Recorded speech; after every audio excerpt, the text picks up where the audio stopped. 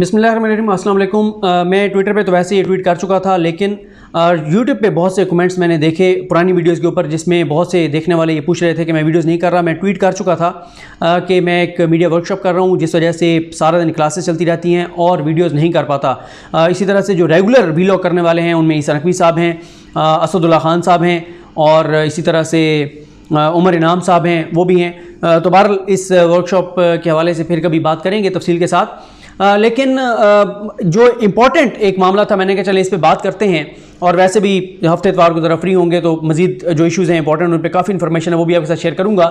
लेकिन ये नवाज शरीफ साहब के हवाले से जो बड़ी डेवलपमेंट हुई है, इसके सियासी तो इसकी इंप्लीकेशंस बहुत हैं। सियासी तौर पे तो एक मतलब आप देख रहे हैं कि एक भूचाल आया, शरीफ ख़ानदान बड़ा परेशान नज़र आता है, नून लीग बड़ी अपसेट नज़र आती है। लेकिन इसमें मैं अक्सर ये कहता होता हूँ कि यूट्यूब पे हमारे जो दोस्त हैं या ट्विटर के ऊपर दोस्त हैं या मेन स्ट्रीम मीडिया के ऊपर, ख़ास तौर पे ये डिजिटल मीडिया पे ज़्यादा होता है, मेन स्ट्रीम पे तो ऐसा नहीं मैंने देखा। यूट्यूब पे बहुत ज़्यादा होता है कि एक एग्जैजरेट किया जाता है, ऐसा तासुर दिया जाता है कि जैसे पता नहीं कि नवाज शरीफ अगले 5, 7, 8 दिन में जो है उनको पाकिस्तान भेज दिया जाएगा, निकाल दिया जाएगा। तो ऐसा भी नहीं है। धचका ज़रूर है शरीफ ख़ानदान के लिए। शरीफ ख़ानदान परेशान बहुत ज़्यादा है। बड़ी पसपाई है कि होम डिपार्टमेंट ने नवाज शरीफ का वीज़ा एक्सटेंड करने से इनकार कर दिया है, उसमें तोसी करने से इनकार कर दिया है। उनका पासपोर्ट पहले पाकिस्तान ने उसको जो है वो कैंसिल कर दिया है। बड़ा उनके लिए मुश्किलात हैं। लेकिन ये अभी कुछ भी कहना कबल अज़ वक्त है। जिस तरह से बहुत सारे हुकूमत के लोग फातिहाना अंदाज में जो है वो ट्वीट्स कर रहे हैं कि और ऐसा तासुर दे रहे हैं कि अगले चंद दिन में नवाज शरीफ आ जाएंगे, तो ऐसा नहीं है। हाँ, होना चाहिए, अल्लाह करे ऐसा हो जाए, क्योंकि पाकिस्तान के अवाम चाहते हैं कि पाकिस्तान में वो इस तरह की कानून की हुक्मरानी देखें कि एक सज़ा याफ्ता मुजरिम जो कि यहाँ पे धोखा देकर मीडिया को इस्तेमाल करके, एक हाइप क्रिएट करके और इदारों को जो है वो धोखा देकर और बड़ी कामयाबी के साथ जो है वो पाकिस्तान से फरार हुआ। लाहौर हाई कोर्ट की आप समझ लें कि उनकी मेहरबानी से जिस तरह से एक फ़ैसला आया लाहौर हाई कोर्ट से।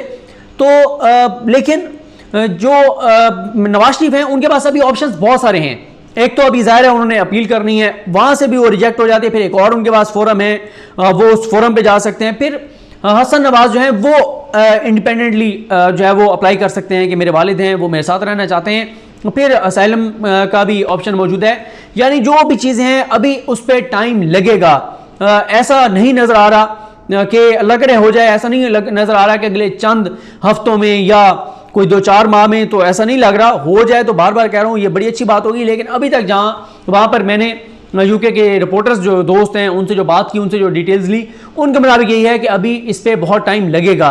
तो इसलिए ये कहना कबल अज़ वक्त है, क्योंकि पाकिस्तान इससे पहले आप ये भी जानते हैं कि इस तरह के जो लोग हैं जो पाकिस्तान के अंदर पाकिस्तान के इदारों के खिलाफ जिनकी जमातें बोलती हैं, जिनके लोग बोलते हैं, जो पाकिस्तान के इदारों पर, पाकिस्तान की फ़ौज पर हमले करते हैं, पाकिस्तान की अदलिया पर हमले करते हैं, ख़ासतौर पर तो वैसे फ़ौज के हवाले से होता है, जो भी पाकिस्तान की फ़ौज पर हमले करता है, पाकिस्तान के खिलाफ वो ज़बान इस्तेमाल करता है जो पाकिस्तान के दुश्मन इस्तेमाल करना चाहते हैं, तो उनको फैसिलिटेट किया जाता है। आप देखें अल्ताफ़ हुसैन कई दहाइयों से वहां बैठे हैं, उनको हमारे हवाले नहीं किया जाता, हालांकि पाकिस्तान कितने सबूत दे चुका है, कितनी दहशतगर्दी अल्ताफ हुसैन पाकिस्तान में करा चुका है। इस्टेब्लिश हुआ कि रॉ के साथ ताल्लुकात, वहां से फंडिंग, सारी चीजें उनके अपने लोगों ने बयान दिए, लेकिन अल्ताफ हुसैन को पाकिस्तान के हवाले नहीं किया गया।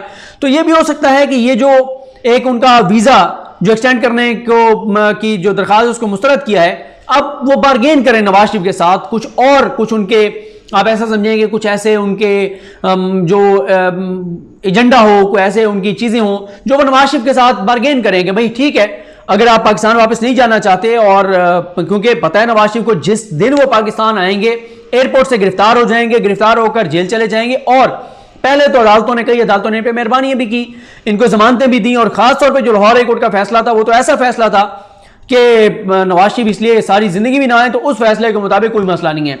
तो अब जब नवाज शरीफ पाकिस्तान लाए जाएंगे या आएंगे और जेल जाएंगे, तो बड़ा मुश्किल होगा किसी भी अदालत के लिए उनको जमानत देना।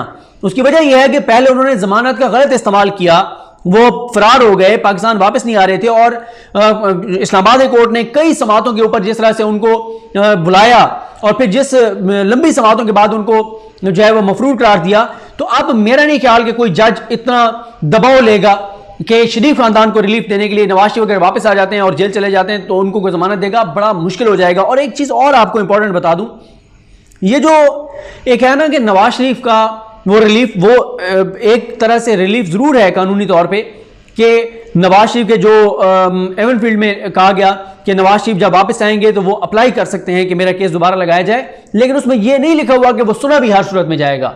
नवाज शरीफ जब कहेंगे कि मेरी अपीलें सुनी जाएं, पहले उनको जस्टिफाई करना होगा उस ड्यूरेशन को जिस ड्यूरेशन में वो यूके रहे हैं, जिस ड्यूरेशन में वो पाकिस्तान वापस नहीं आ रहे थे, जब पाकिस्तान की अदालत उनको बुला रही थी और वो पाकिस्तान नहीं आ रहे थे, और उनको बताना होगा कि वो क्यों नहीं आ रहे थे, क्योंकि उनका सारे का सारा केस ये है कि मैं बीमार था।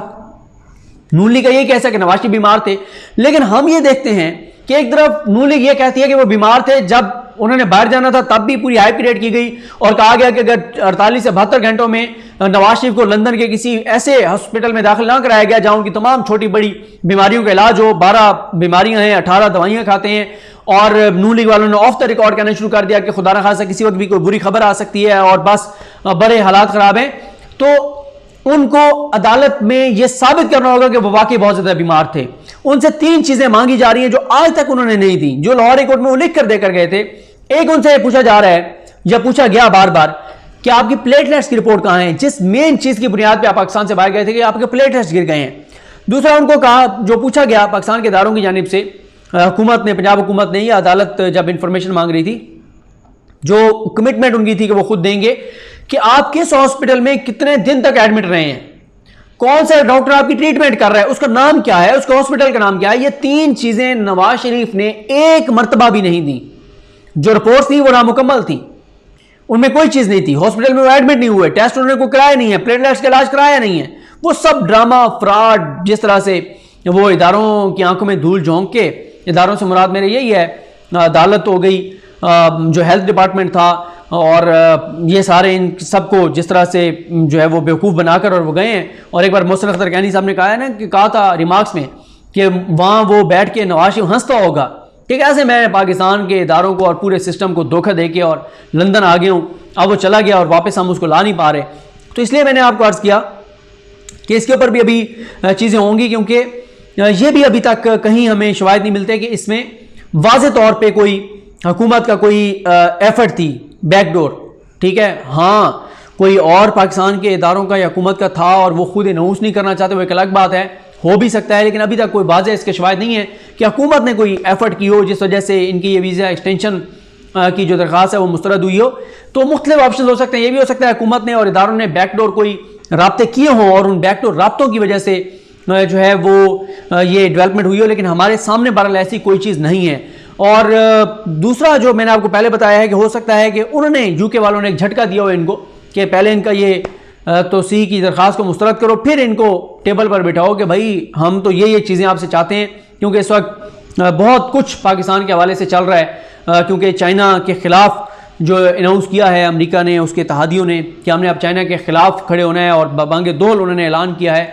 और चाइना के सबसे करीब जो है वो पाकिस्तान CPEC की वजह से है, क्योंकि उनका जो BRI मंसूबा है उसमें CPEC बहुत इंपॉर्टेंट है। और फिर अफगानिस्तान की जो सूरत हाल है, अमेरिका भारत के साथ मिलके वहाँ जो उसकी सूरत हाल है, तो फिर अमेरिका और उसके इत्तेहादी, तो ये बड़ी को गेम भी हो सकती है। ये मेरा अंदाज़ा है, कोई मेरी खबर नहीं है, मैं कोई दावा नहीं कर रहा कि मेरी ये खबर है कि ऐसा जो है वो हो रहा है, ये मेरा एनालिसिस है कि ये भी हो सकता है। तो इसलिए नवाज शरीफ जो है वो, क्योंकि ये फैसला कर चुके हैं कि उन्होंने उम्र भर लंदन रहना है, वो पाकिस्तान वापस नहीं आना चाहते, उन्हें पता है कि वो पाकिस्तान आएंगे तो वो जेल जाएंगे, और उम्र उनको बाकी 10 साल जो हैं वो उनको जेल गुजारने पड़ेंगे। और नवाज शरीफ का मामला ये है कि वो जेल नहीं गुजार सकते। पहले भी जब वो मुशर्रफ दौर में जेल गए थे तो उनको मच्छर काटते थे, जो आसिफ जरदारी उनको ताने देते थे, अब भी उनके लिए मसाइल थे, ज़ाहिर है बादशाहाना ज़िंदगी गुजारी है, और फिर कोई उनको उम्मीद भी नजर नहीं आती कि उनके हक में फैसला आएगा। उसकी वजह यह नहीं है कि उनको यह है कि अदालतें इंसाफ नहीं करेंगी, वजह यह है उन्हें पता है कि उनके पास कोई जवाब नहीं है। एहतसाब अदालत ने, जज मोहम्मद बशीर साहब ने कहा था कि आप डॉक्यूमेंट्स दे दें, आप मनी ट्रेल दे दें, पैसे कमाए कैसे, भिजवाए कैसे, चीज़ें बता दें, नहीं दी। अब इस्लामाबाद हाई कोर्ट भी यही कहेगी कि चलें, जज मोहम्मद बशीर पे तो आपके मुताबिक प्रेशर था, जज अरशद मलिक के ऊपर भी आप इल्जाम लगाते हैं, हमें वो सबूत दे दें, हमें वो शवाहिद दे दें कि पैसे कमाए कैसे, भिजवाए कैसे। वो कोई इनके पास सबूत नहीं है। और फिर मैंने आपको बताया कि पूरा केस इनका यह है कि बीमार हैं, और मरीम साहब खुद कह चुकी हैं कि नवाज शरीफ को इंसाफ की उम्मीद नहीं है, और ये इमरान खान का दौर है और उनको कत्ल किया जा सकता है, उनको मारा जा सकता है, तो इसलिए नवाज शरीफ वापस नहीं आते। तो अगर नवाज शरीफ अब अपील में ज़ाहिर है वो अगर मुतमिन कर देते हैं और अगर उनसे वो इलाज की चीज़ें पूछी गई तो उस पर तो वो मुतमिन नहीं कर पाएंगे। कोई और गेम हुई तो उसमें ज़रूर वो जो है वो मुतमिन कर देंगे।